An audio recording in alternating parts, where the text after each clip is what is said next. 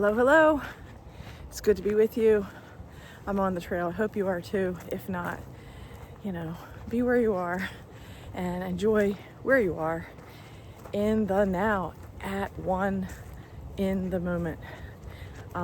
Atonement, at one, in the moment. It's so awesome when you break words down and you just kind of get a different reality of just a word choice. So anyway, I'm in the woods. I've been pretty much number crunching and sitting at my desk and my laptop and enjoying the breeze all day because I had my van open, but yet still really focused on the tasks at hand. I'm still in a process of looking for property, and that means property searching, looking at variables, looking at comps, making decisions, strategizing, finding out costs, analyzing data. That's kind of where I've been in my mind. And by the way, just want to point out these boots. They are really awesome. I will put a link in the description if I remember about these boots. They are specific hiking boots, and whatever I had previously, they were not nearly as structurally sound as these. I'm really enjoying these, and they really grab your ankle in like a very secure way, and it just makes it easier for hiking because when the terrain is uneven, the support around your ankle is great. So anyway, side note, so crunching numbers, analyzing data, and considering to make another offer in on another property or preparing to do that. And what I'm beginning to learn about this whole process, because again, this is something new for me and in my advancement of learning about finances and investments. I've done things in different ways previously, but this is a new realm for me. I've been a renter for most of my life, and I've enjoyed that flexibility. I've enjoyed the ability to get up and go, to sign a month-to-month lease, the ability to travel, the ability to not have the responsibility of caring for land or mowing grass or any of those things. So there are perks and there are benefits when you are a renter. And I'm now embracing the idea of going into a different season of owning land and managing people, managing animals, the whole thing. So, the structure of how my life is going to be, if this all goes through, is going to be very different. So, it's a mind shift. It's a mindset. There's a lot of details that I need to nail out and really consider. And in this whole process, what I'm learning is the importance of, number one, doing your proper research. And number two, really having the right agreements and contracts in place so that when you are working with other people, you have your packet ready. Okay, I want to hire you for this particular project or this particular job. Here's all the documents you need to sign here. You need to agree to these things, to be prepared on that note. I think that a lot of times when you are an entrepreneur or a solo entrepreneur, a lot of these things are just not thought about because you're just working independently. You're working alone.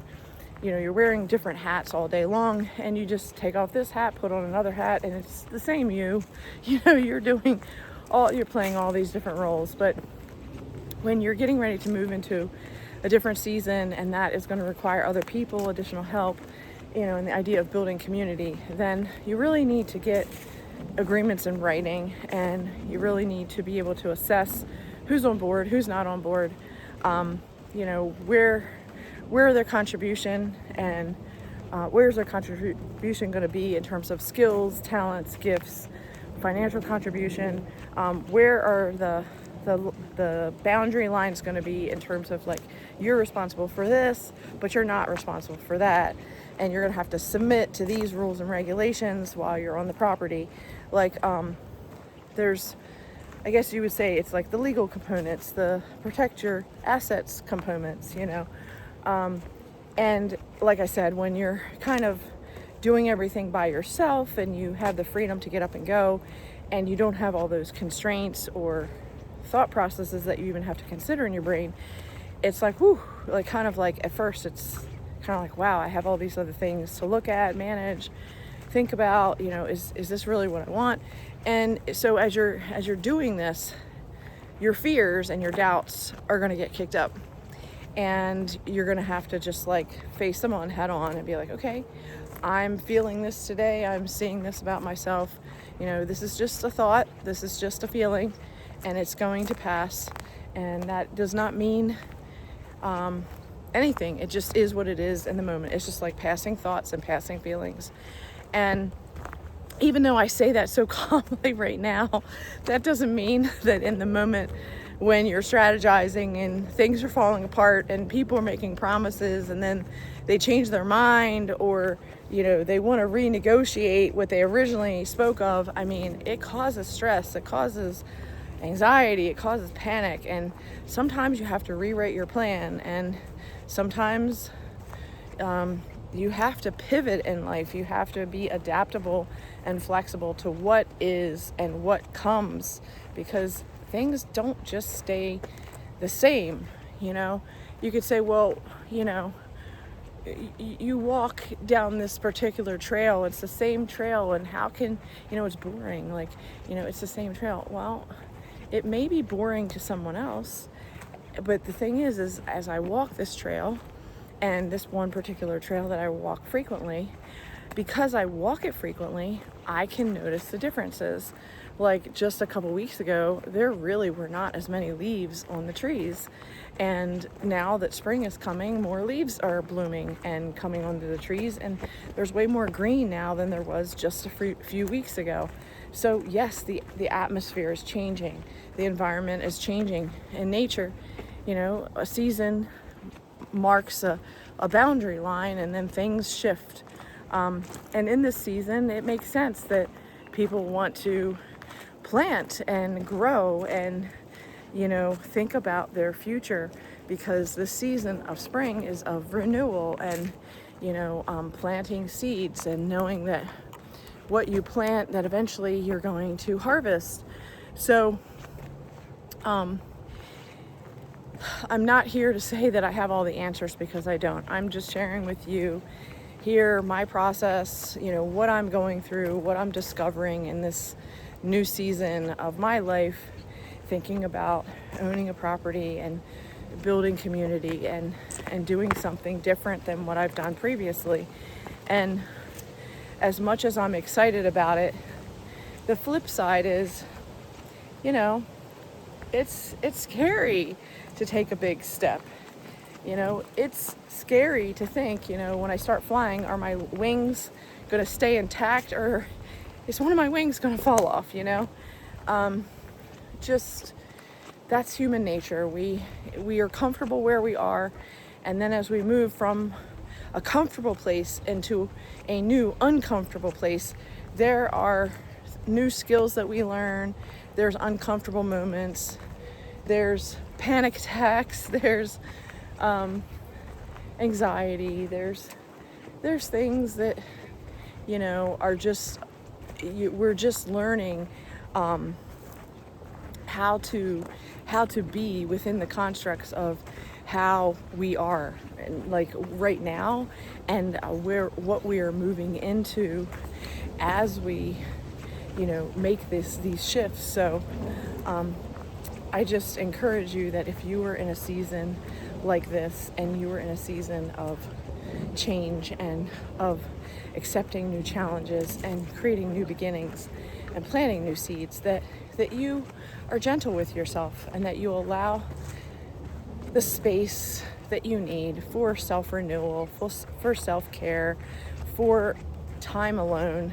And when thoughts and feelings get escalated, to take that time to take a breather, take a drive, eat ice cream cone, lay down in a hammock, whatever it is that you need to do to reset yourself and to physically nourish yourself with what feels right for you. So for me, that's usually the woods and quiet time But sometimes just like being in my van, my van is like my cozy little cocoon, and it's just, I can't even explain it. It's just, I have the best sleep. I have the best creative thoughts in there.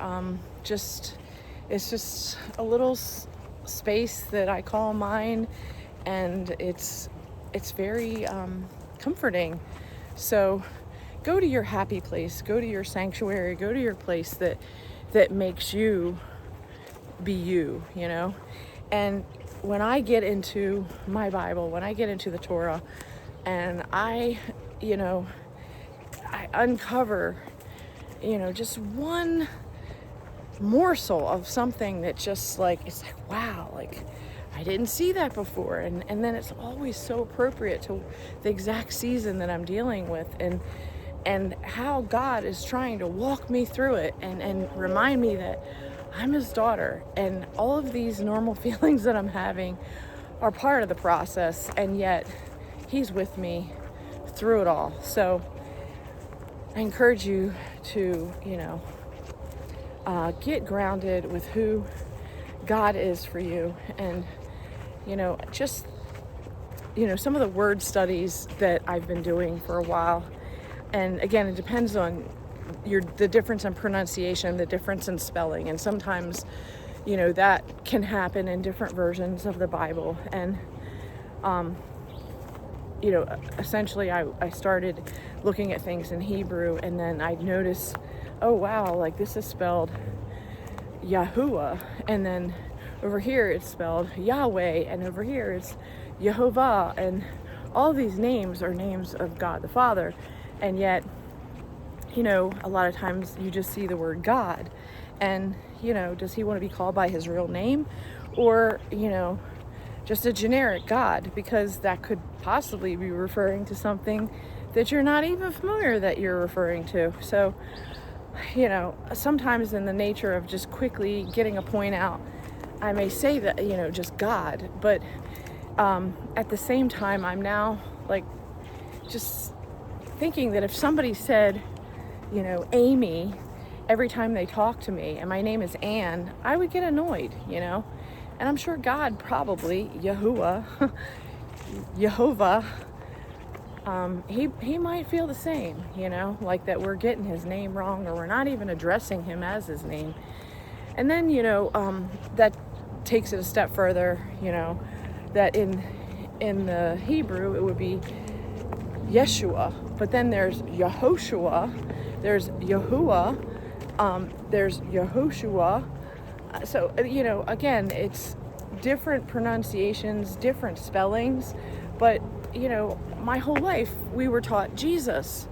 But, in Greek, the J wasn't even pronounced. It was Isus, but then if you're pronouncing it that way, then, are you really referring to some other Zeus god or Isis god, or you see what I'm saying? So you can get yourself in trouble without even thinking that you're getting in trouble, because you're just following, the masses of what pastors and preachers and books and teachers that you've had that have taught you a certain way. And yet here you are, challenging, confronting just the name, just the name of God. And I bought a couple books on the names of God, and there's a lot of different names of God, like Rapha and Elohim, so there's a lot of different names, and each name has a different significance. And yet, we can be so simple and just be like God, and then meanwhile, like, you look up other things, and like Gad, or the pronunciation of God as Gad, can also be referring to like a Celtic, Norse entity or something. So what I'm saying is, we think that we're studying and praying and worshiping, and then sometimes we have to ask ourselves, what are we really worshiping? Who are we really worshiping? If we don't even have clarity around God's name. So, like I said, something I'm studying, have been studying for a bit, and I think we all from having habitual ways of speaking and being, that sometimes we're just like God or Jesus. And yet at the same time, if his name is really Yahuwah and his name is really Yehoshua, Yehoshua meaning the one who saves, and Yahuwah, the one who sent his son to save, then maybe we're missing part of the puzzle. And so, if you're a puzzle master or you like solving problems, then maybe you do a little more in-depth study of just the names of God. It's just, it's how I'm putting it out there. I'm planting a seed, right? What you do with it, totally on you. I'm just sharing with you what's interesting to me at this time and juncture of what I'm studying. So I hope you get out there on the trail. I hope that you move past the new season, the new beginnings that you are entering into, and that you find for yourself exactly what you need to thrive and be and do. Have a good one. Bye, everybody.